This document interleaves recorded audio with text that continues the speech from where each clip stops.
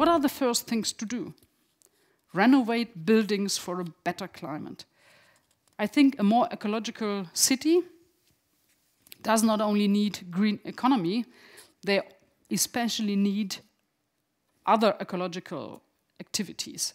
And this is energy saving by renovation of buildings. And we should start at first with public buildings. There lies a huge potential for efficiency. And I think it's about time to do this. Our idea is to develop a Klimastadtwerk. Klimastadtwerk puts the activities out of the executive level to a privately organized level with public money. This gives much more possibilities to act, have benefits for others to invest. A public utility responsible for energy efficiency in public buildings.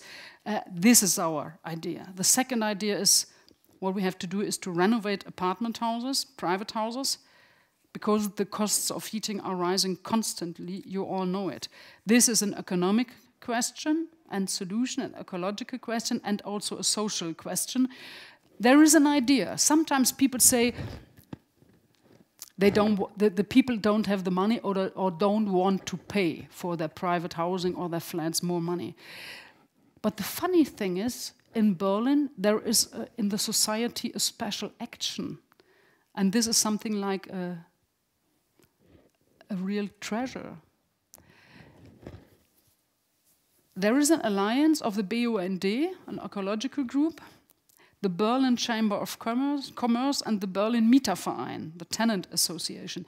Those three sat together and developed a plan how to renovate private houses and flats so that you use less heating.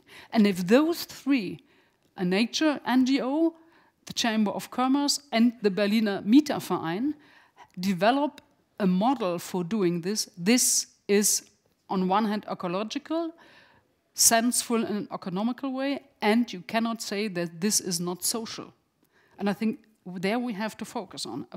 And we need a climate protection law that says we want to reduce CO2 emissions in Berlin until 2050 by 95%. This is what we need to do. And I think we need a climate protection law that fixes this in the first paragraph and then obliges the Senate to offer to the Parliament action plans for every issue, for traffic, for housing, for industry. So in special times. And then, as said at the beginning, new political culture, discuss these master plans for the different regions, for traffic, for housing, for producing. Discuss them and discuss them somehow on a round table so that we find a way to do it in the most efficient way, to invest the money in the most efficient way we can develop together. This is also an idea of saying Berlin should be the city to show how it can work. An existing city, not a city you raise up in a desert with a lot of money. And let me focus at the end on one social aspect. I think a smart green city also has to deal with the possibility to move and have free time in the city. The more we look on existing cities, the more we say nearly everything is capitalized. Nearly everything. Can a family go somewhere without paying entrance fees? We say, okay, Tiergarten. Grill season has already begun, as I saw last week. What we have is a lot of free space from Tempelhof. If I look at the Tempelhofer Feld, for example, free space we can use not only for environmental questions or creative and fashion things. It's also a free space we can use for higher quality of life, for Kreuzberg, Neukölln, a part of Tempelhof. People love it, and people need places that are not capitalized where you have to pay entrance fees.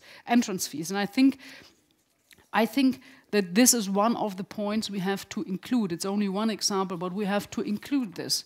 I think one of the biggest mistakes we did there was the Potsdamer Platz. We are very close to this, but Berlin is a lucky city. 3 huge places inside a city. Which city does have such a possibility? This is Tempelhofer Feld, this will be Tegel, and this was Potsdamer Platz.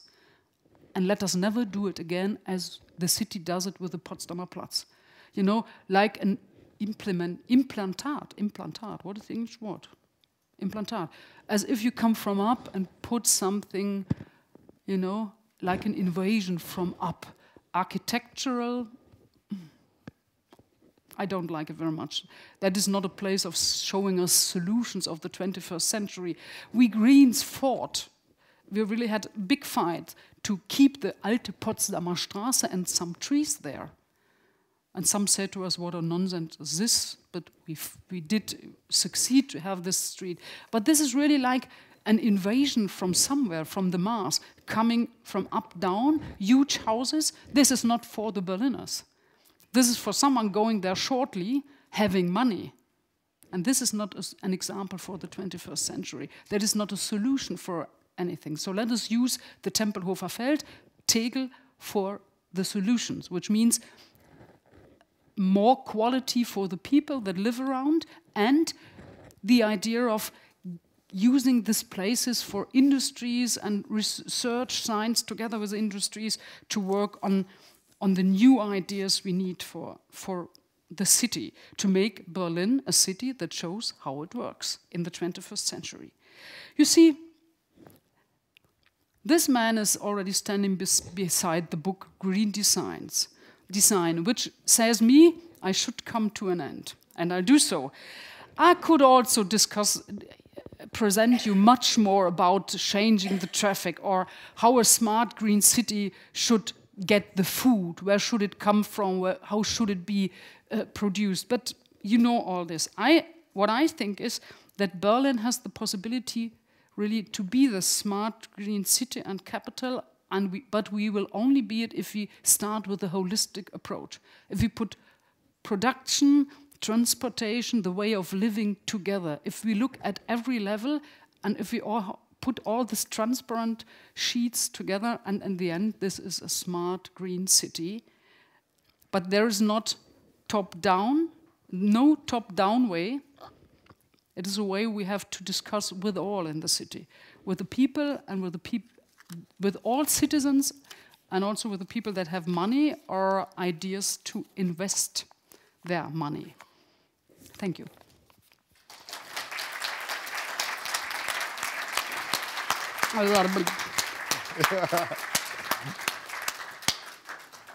What a wonderful speech. I have 2 speaker gifts. One is for you and one for your future coalition partner, whoever it will be. Maybe they can learn a little bit about green design. Brilliant idea. Yeah. Thank you so much. Do we have 2 free questions you want to direct at Renate before she goes into a well-deserved coffee break, or do you prefer talking to her in a smaller round? You may now raise your hand. Do you have like 5 minutes of questions? Yes. Yeah? Okay, so we need a microphone for Daniel. Yes. Do you want a little bit of water? No, I see it here. Thank you. Okay, 5 more minutes.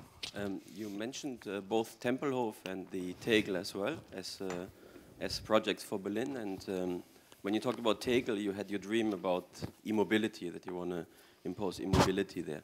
Does that mean that you disagree with the current ideas and plans of Tempelhof? Because the city by now, they want to establish the e-mobility center in the south of Tempelhof. So does it mean you want to fight against that and establish that in Tegel, or you think that is an additional center, that Berlin needs 2 centers for e-mobility? No, I think at the very end it should be 1 center. You see, the point is that the current Senate had about 9.5 years.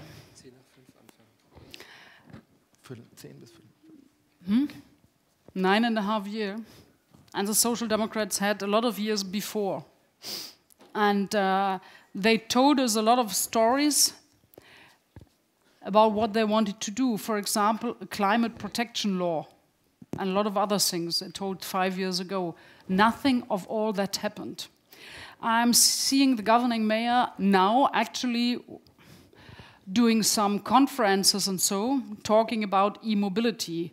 Well, what I see is that there is one person and one sitting in the office, not much more. He is looking on the money the federal minister for traffic gives.